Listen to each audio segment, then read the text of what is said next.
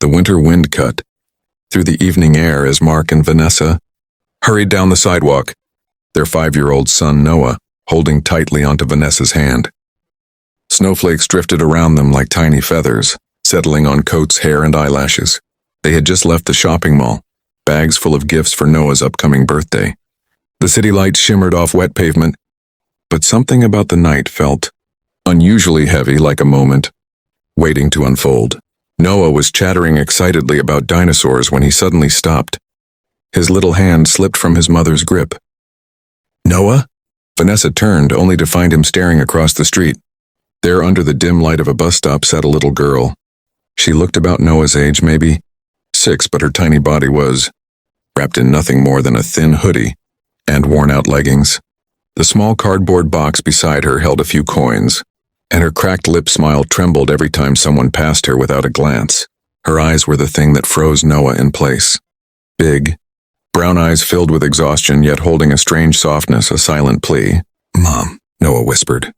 "She's cold." Vanessa followed his gaze. Her heart pinched. "Honey, we can't just..." But before she could finish, Noah stepped off the curb. "Noah!" Mark called, running after him. But Noah didn't stop. The little girl lifted her head at the sound of footsteps. Her face brightened for a moment, then dimmed again as if she expected disappointment. "Hi," Noah said softly. "Are you okay?" The girl blinked, clearly surprised. No one talked to her, especially not children. I'm fine," she murmured, her voice barely audible. "I'm just waiting." "For who?" Noah asked. She looked down at her hands. "My mom. She said she'd come back. She always comes back." The way she said it, hopeful yet uncertain, tightened Vanessa's throat as she and Mark approached. "What's your name, sweetheart?" Vanessa asked gently. "Lila," the girl said. Her eyelashes were dusted with snow, her cheeks flushed pink from the cold. Noah reached out and touched her hand, small, trembling, icy. "You're freezing," he whispered. Before Vanessa could pull Noah back, something happened, something that would change everything. Lila didn't pull away. Instead, she leaned forward just a little, as if that single touch was the warmest thing she had felt in days. A tear rolled down her cheek, though she quickly wiped it away. "I'm okay," she insisted again, but her voice cracked. Mark crouched down. "Lila, where do you live?"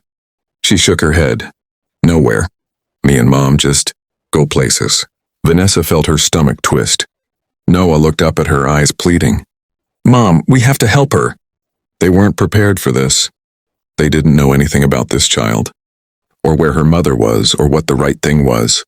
But something in Lila's eyes, something raw, something fragile, made doing nothing impossible. Vanessa hesitated only a moment before taking off her scarf, and the cold night pressed in around them as Mark and Vanessa stood trying to process what to do next. Lila clutched the dinosaur toy to her chest, her thin arms trembling beneath Vanessa's scarf. Snowflakes continued to fall, landing on her tangled hair like tiny stars. "Lila," Vanessa said softly, "do you know where your mom works or where she usually goes?" The little girl shook her head. She just said she'd try. She always tries." Her small voice wavered, filled with a lonely kind of bravery that no child should have to carry. Mark exhaled a slow, heavy breath. "We can't just leave her here, it's too cold." Noah tugged on his father's coat. "Dad, she can come with us, she can play with me." Mark gave a soft, sad smile. "Buddy, it's not that simple." But Lila's face, fragile, hopeful, scared to hope too much, said everything. Vanessa kneeled in front of her. "Sweetheart, when did you last eat?" Lila hesitated as if she wasn't sure if she should answer truthfully.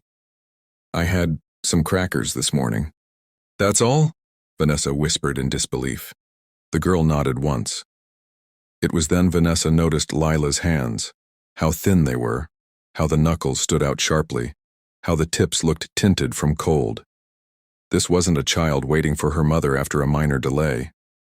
This was a child surviving. Vanessa reached into her bag and pulled out a chocolate bar she'd bought for Noah. Before she could even offer it, Noah held it out himself. "Here," he said, "you can have mine." Lila took it, eyes wide as if he'd handed her treasure. She unwrapped it slowly, almost reverently, and took a tiny bite as though savoring it was the only way to make it last. "Thank you," she whispered. Watching her eat, Mark felt a deep, unexpected ache. Something inside him shifted like a door quietly opening. "Okay," he finally said. "We're not leaving her here alone. We'll wait with her for a little while. Maybe her mom will come." Vanessa nodded. It was the only reasonable choice for now. The four of them moved to the sheltered bench near the bus stop. Mark called over a security guard from the nearby shop and explained the situation. The guard agreed to keep an eye out for anyone looking for a missing child. Minutes turned into an hour. Snow thickened, cars thinned. The streets grew quieter. Lila leaned her head against Vanessa's arm, exhaustion dragging her down. Noah sat beside her, gently placing his coat over her legs. Vanessa brushed a strand of hair from Lila's face. "Are you tired, baby?" The girl nodded but didn't fully let her eyes close, as if afraid sleep might make her miss her mother returning. Mark checked the time again. It was past 10 p.m. "No sign of anyone?" he asked the guard. "No, sir," the guard replied, shaking his head. Vanessa shared a look with Mark, a look that said everything she didn't speak aloud. This child cannot spend the night out here. Just then, Lila suddenly sat upright. Footsteps approached, crunching softly.